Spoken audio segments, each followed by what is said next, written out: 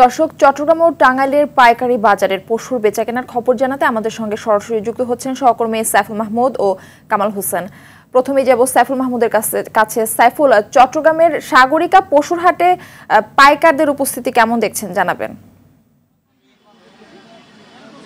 জি Murphy, যেমনটি বলেছেন, আর মাত্র এক সপ্তাহ পরে কিন্তু পবিত্র ঈদুল আজহা। ইতিমধ্যে কিন্তু চট্টগ্রামের প্রতিটি বাজারেই কিন্তু আসলে পশু উঠতে শুরু করেছে এবং আমি যেই বাজারটিতে দাঁড়িয়ে আছি এটি হচ্ছে যে চট্টগ্রামের সর্ববৃহৎ গরুর বাজার। এখানে কিন্তু আসলে প্রতিদিনে 200 ট্রাকের মতো প্রবেশ করে। প্রতি ট্রাকে যদি 18টা থেকে 16টা গরু আসে তাহলে সেই হিসাবে প্রায় 3200 গরু, কিন্তু 3200 গরু এই বাজারটিতে প্রবেশ করে থাকে এবং এই মুহূর্তে এখানে কিন্তু প্রচুর গরু আছে এবং এই দুটি গরুকে এই বাজারের সবচেয়ে বড় গরু বলা হচ্ছে এবং একটির ওজন 20 মণ আর একটির ওজন 16 মণ। এবং এখানে কিন্তু শুধু যে আসলে এই দুটি গরু নয়, এরকম বড় বড় গরু আরও রয়েছে এবং পর্যাপ্ত পরিমাণে গরু রয়েছে। এখানে কিন্তু দেখা যাচ্ছে যে বাজার খুবই জমজমাট। আমরা অনেক বিক্রেতার সাথে কথা বলেছি, তারা আমাদেরকে জানিয়েছেন ক্রেতা আছে তবে কম, হয়তো আরও কয়েকদিন পরে কিন্তু আরও ক্রেতা প্রবেশ করবেন। এখন খুবই কম ক্রেতা আসতেছে, ধীরে ধীরে ক্রেতারা প্রবেশ করতেছে। তবে বিক্রেতাদের আরেকটা অভিযোগ হচ্ছে যে যেহেতু গোখাদ্যের দাম বেশি, সেজন্য এবছর গরুর দাম একটু অন্যান্য বছরের তুলনায় বেশি হবে, এটাই স্বাভাবিক। তবে যারা সাধারণ ক্রেতা রয়েছেন তারা জানিয়েছেন আসলে এখন গরুর দাম অনেক বেশি, সেজন্য তারা নিচ্ছে না, তারা দেখতেছেন। তবে আরেকটা বিষয় হচ্ছে যে অনেকে বললেন আসলে রাখার সমস্যার কারণে তারা গরু কিনতেছে না, তারা শুধু দেখতেছে। তবে অনেকে কিন্তু এগ্রো ফার্ম থেকে কিন্তু গরু নিচ্ছেন এবং যারা এগ্রো ফার্ম থেকে গরু নিচ্ছেন তারা কিন্তু গরুগুলোকে আবার এগ্রো ফার্মে রেখে যাচ্ছেন যেহেতু রাখার সমস্যার কারণে। তবে চট্টগ্রামে কিন্তু খুবই জমজমাট হয়েছে গরুর বাজার এবং একটা দেখার মতো। তবে আর কয়েকদিন পরে আরও জমজমাট হবে বলে ধারণা করা হচ্ছে। আমরা এই মুহূর্তে চলে যাব টাঙ্গাইলে, সেখানে আমাদের আরেক প্রতিনিধি রয়েছে কামাল। কামাল, আপনি কি আমাকে শুনতে পারছেন?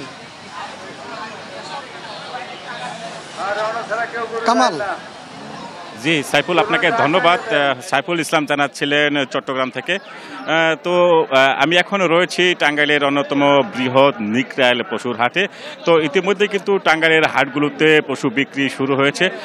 টাঙ্গাইলে মোট 60টি স্থানে কিন্তু পশুর হাট বসেছে এই কুরবানি উপলক্ষে। কুরবানির ঈদকে কেন্দ্র করে 60টি জায়গায় পশুর হাট রয়েছে।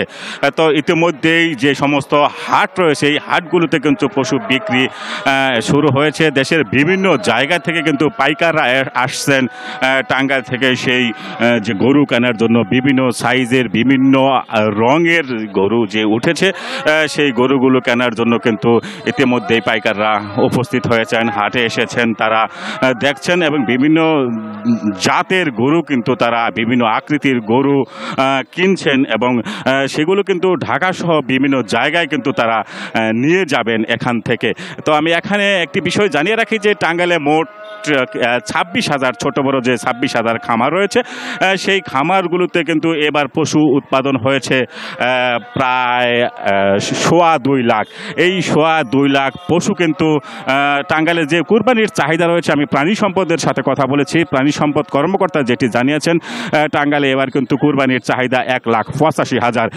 তাতে কিন্তু এই যে 85,000 আর মোট 30,000 পশু প্রায় এখানে উদ্বৃত্ত থাকবে। এই পশুগুলো কিন্তু এই টাঙ্গাইল থেকে দেশের বিভিন্ন জায়গায় যাবে এবং বিভিন্ন প্রান্তে যাবে এবং সেই পশুগুলো কিন্তু বিক্রির উদ্দেশ্যে এখানে যে হাটগুলো রয়েছে সেই হাটগুলো থেকে কিন্তু পাইকাররা তাদের সেই পশু সংগ্রহ করে ক্রয় করে সেই দেশের বিভিন্ন জায়গায় কিন্তু নিয়ে যাবেন।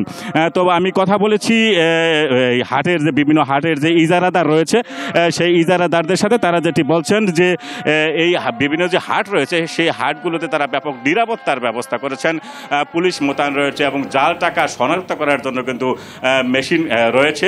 মোট কথা যে টাঙ্গাইলে ইতিমধ্যে কিন্তু পশুর হাট জমে উঠেছে, তবে আরও বেশ কয়েকদিন বাকি রয়েছে। অনেক জায়গা আমি খোঁজ নিয়েছি যে সাধারণ যে মানুষ রয়েছে পালার জন্য কিন্তু অনেক কষ্ট হওয়ার কারণে এখনও কিন্তু অনেক জায়গায় বা অনেক যে কুরবানি যারা দিবেন তারা কিন্তু গরু ক্রয় করেনি। তো আরও কয়েকদিন পরে যেহেতু সামনে আরও বেশ কয়েকদিন বাকি রয়েছে, আরও জমে উঠবে টাঙ্গাইলের যে হাটগুলো রয়েছে সেই হাট। মারফি, সাইফুল ও কামাল, আপনাদের দুজনকে অসংখ্য ধন্যবাদ।